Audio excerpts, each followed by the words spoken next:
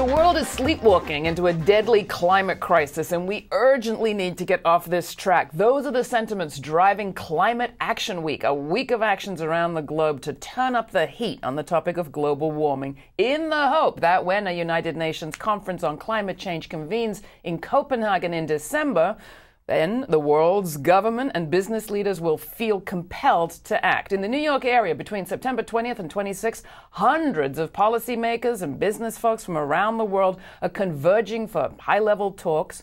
But the action's also in the parks and in the streets.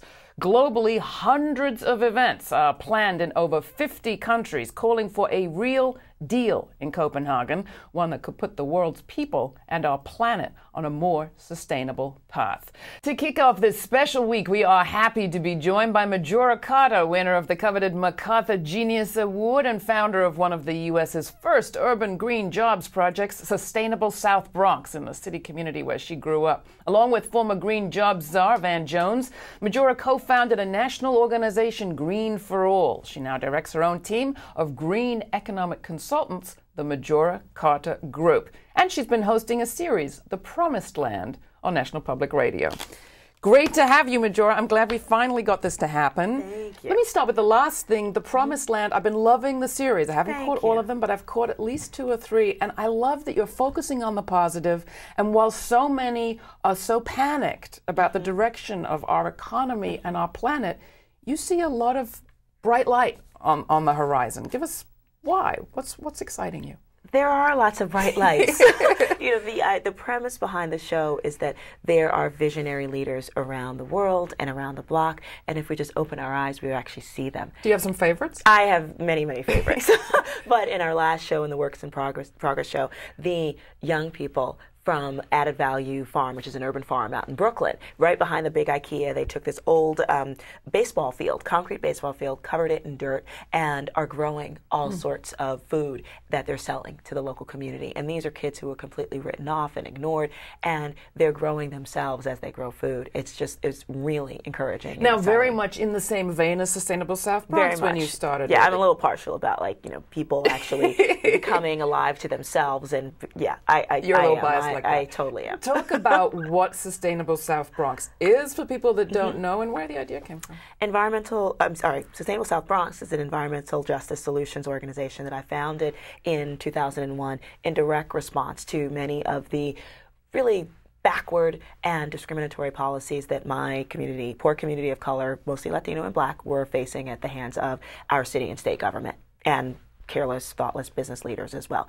And, we really wanted to show that, we were basically the repository for lots of waste facilities, power plants, and things like that. And we wanted to show that if you actually provided care, a little feeding, that you could create lots of beauty that actually both had environmental as well as economic impacts for our community. Now, you have compiled the data that shows just how hard hit the South Bronx has been by, bad planning. Oh, yeah. Lots of it. Talk a bit about what it was like growing up there, as you did, and why you decided to come back. Most people's idea of the Bronx is only what they've seen in kind of really grim movies. Yeah, it's true. And some of what you saw in movies was true.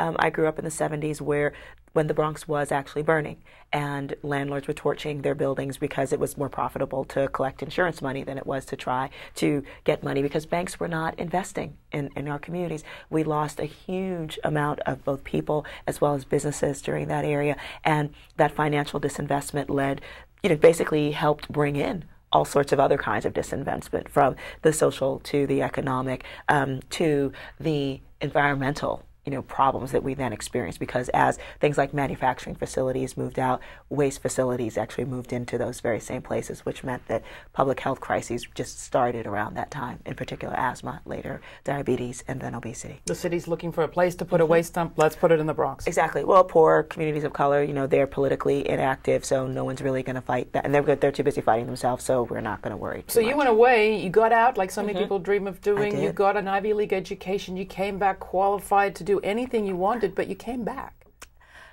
Kicking and screaming. I did not come back because I had any real aspirations of changing my community. I came back because I was broke and I needed a place to stay while I was in graduate school getting my fine arts degree, much to my parents' chagrin. They wanted a doctor or a lawyer, and I wanted to be a filmmaker, writer.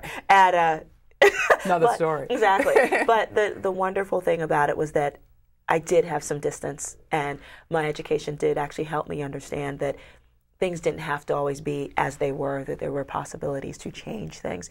And I went to Wesleyan, which is basically an activist school, but it was a wonderful way for me to come face to face with all sorts of things that weren't actually true. Like, I realized my community actually had been victimized because of their poverty, because they were a community of color that had been politically disenfranchised. And I thought, wow, and our city and state are planning on putting even more waste in this community because of those things. Mm-hmm. And I realized I could not sit idly by and just not do something. Now, there might be people watching this who say, but what has this got to do with climate change? What does that have to do with climate change? Very interesting. It's really interesting that the local sources for greenhouse gases, waste facilities, power plants, all that diesel truck traffic, they're fossil fuel emissions that actually occur in poor communities of color. And they're concentrated there.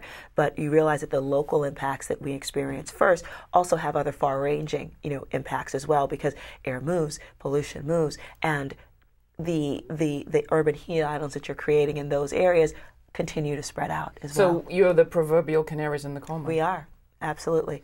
What's at stake right now with respect to climate change? You're going to hear a lot about that in this week of actions, but sometimes we're given very kind of abstract data and pictures of hot planets and graphs, and it just doesn't bring it home. Well, that's because the idea of home isn't clear to a lot of people. Like, if you go to places that are either on the extraction side or on the burning side of the fossil fuel industry, you see the impacts. You see the high rates of asthma. You see the high rates of other kind of cancers and other issues associated with it. You see that there are not that many jobs associated with the kind of things that actually created a middle class in this country around manufacturing and things like that. You don't see those things. And we see those impacts right now in poor communities around the country. So it depends on what home you're looking at. You've traveled, you've been in Appalachia as a consultant, you've been in lots of different places. What have you seen? When we travel to poor communities, which are, it's interesting because those poor communities, they may be poor, in monetary value, but they're rich in ideas, and hopes and dreams and possibility. And, in Appalachia, for example, the same places that, where big coal companies want to chop off and are chopping off mountaintops, there are people, 8th generation, Appalachians who want to build up windmills. If you go to, I was just in Oakland, in West Oakland, one of the poorest communities, really has a lot of issues, but they're talking food justice and feeding people and creating an affordable, sustainable food network. You go to the South Bronx and you're talking, places like green worker cooperatives who are like recycling, what would have ended up in a landfill and selling it like a green Home Depot. So on the ground, these amazing things are already happening. And those are the same things that I'm seeing, when I travel around, that makes me go, why aren't more people looking at that? Because if they saw that, they'd realize that these communities are not just repositories for waste. They're actually like, huge, repositories for dreams and possibility. So talk about one of the projects that I love at Sustainable South Bronx, which has to do with the stewardship program, and who's doing the stewarding of what? Yeah, well, it grew out of the BEST program, which stands for Bronx Environmental Stewardship Training, and that was the green job training that we started back in 2003. And it was a way to connect the people in our community with the kind of restoration projects that we had been advocating. Because prior to that, the city was, we advocated for good, sustainable projects in waterfront restoration and parks in our neighborhood and all that stuff. But the city was bringing in people to do it, even though we had a 25% unemployment rate. And we were like, how about we train these folks to do this ecological restoration, wetland restoration, later on green roofs, and learning how to clean up contaminated lands, all this groovy stuff. And the same folks, mostly, former convicts, folks in generational poverty, which meant they often didn't have, a person in their household that ever had a job, so they didn't have that to see. Training them, both in the hard skills and on the soft skills of actually being, a great worker, of thinking about being an entrepreneur and getting them that opportunity. And then later on, I was a part of the Clinton Global Initiative, met a great guy, Barry Siegel, who is a roofer, basically, and who gave us enough money to create a Greenway Stewards program to sort of be the ambassadors. Graduates from our BEST program were the ambassadors of the coming Greenway.